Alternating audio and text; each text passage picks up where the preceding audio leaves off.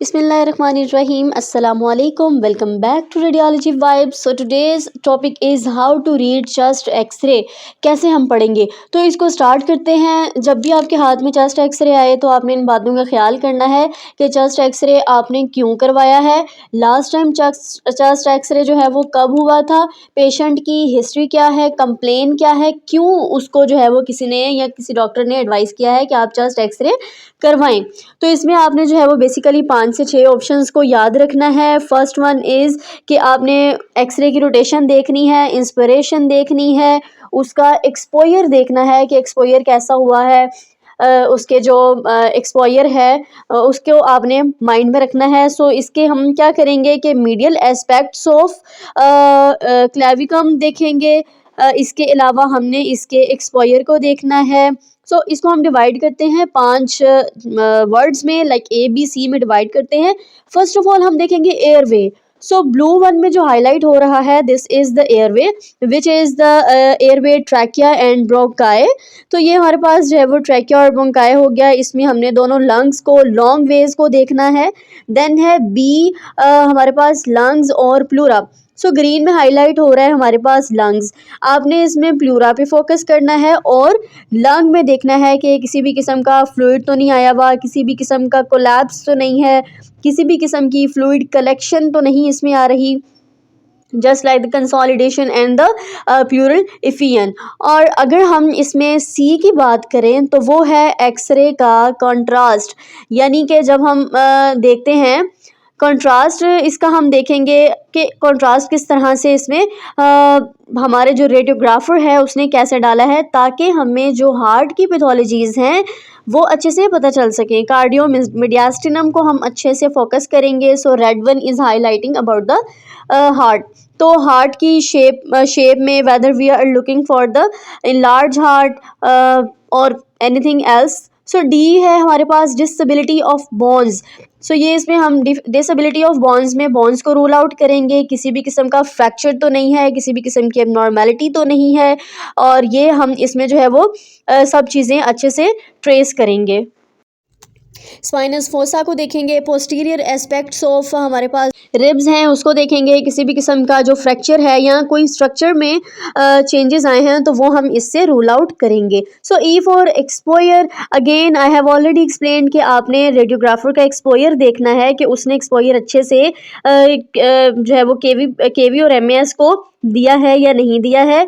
तो इसमें हम देखेंगे स्किन की कोई एबनॉर्मेलिटी है या कोई पैथोलॉजी है, और उसका अगर कोई आर्टिफैक्ट आ रहा है तो वो आपने इसको रूल आउट करना होता है। तो सबसे पहले हमारे पास साइजेस होने चाहिए। साइजेस आपने अच्छे से इसको याद कर लेना है कि हमारे पास जो डायफ्राम है वो राइट डायफ्राम हाई है, लेफ्ट से मोर देन 3 सेंटीमीटर इसका होना चाहिए, और कार्डियोथोरेसिक अगर हम रेशो चेक करें तो वो 55% तक आपकी होनी चाहिए, as I am highlighting in the red one. और इसके अलावा जो ट्रैकिया है वो मोर देन 25% होता है हमारे पास मेन में, और जो है वो लेस देन 21% होता है वुमेन में। सो इसके हम अगर लॉब्स की बात करें तो 2 lobes on the left side हैं और 3 lobes on the right side हैं। सो इसमें हमने जो है वो स्ट्रक्चरल और मॉर्फोलॉजिकल एबनॉर्मेलिटीज़ देखनी होती हैं। So I am explaining the right one, right upper lobe, right medial lobe, और इसके अलावा जो है वो राइट लोअर लॉब। इसी तरह से लेफ्ट अपर लॉब और लेफ्ट लोअर लॉब हमारे पास जो है हाईलाइट हुआ है। तो इसमें हमने जो है वो इसकी स्ट्रक्चरल एबनॉर्मेलिटीज़ को रूल आउट करना होता है। तो जो हमारे पास राइट लोब है which is always larger than the left lobe.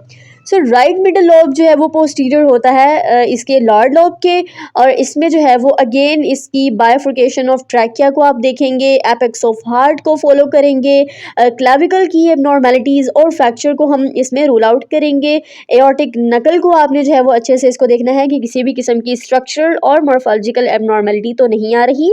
So this bubble is explaining about the stomach bubble, और या फिर इसको हम गैस्ट्रिक बबल भी कहते हैं। सो लंग्स में हमने बेसिकली क्या देखना होता है, हमने कोलैप्स देखना है किसी भी किस्म का, या फिर कंसोलिडेशन देखेंगे। कंसोलिडेशन तो नहीं आपको कहीं पे लिवर में सॉरी लंग्स में नज़र आ रही। इसके अलावा हमने शिफ्टमेंट यानी रिकंस्ट्रक्शन देखनी है कि इसकी जो है वो शिफ्टमेंट तो नहीं होगी, लाइक लंग्स का आपस में कोलैप्स तो नहीं हो गया, एक लंग जो है वो दूसरे लंग्स के साथ एज सच इस तरह की पोजीशन में तो नहीं है। हम इसमें देखेंगे प्लूरल एफियन, किसी भी किस्म का पानी जिसको हम आम जुबान में कहते हैं कि फेफड़ों में पानी पड़ जाना, तो हमारे पास प्लूरल एफियन तो नहीं आ रही। और जो है वो पल्मोनरी डेडिमा देखेंगे, पल्मोनरी डिसऑर्डर्स को हमने इसमें रूल आउट करना है। फर्दर ऑन हम इसके कौन से एस्पेक्ट से कौन सी डिजीज़ को रूल आउट करते हैं, I will make another video on it इंशाल्लाह। Do recommend me the next topic for the video in the comment section. I am waiting for your response. Or in case of any query, you can easily email me on my email account, which I have mentioned in the description box. इंशाल्लाह मिलते हैं next video में, तब तक के लिए अल्लाह हाफिज़।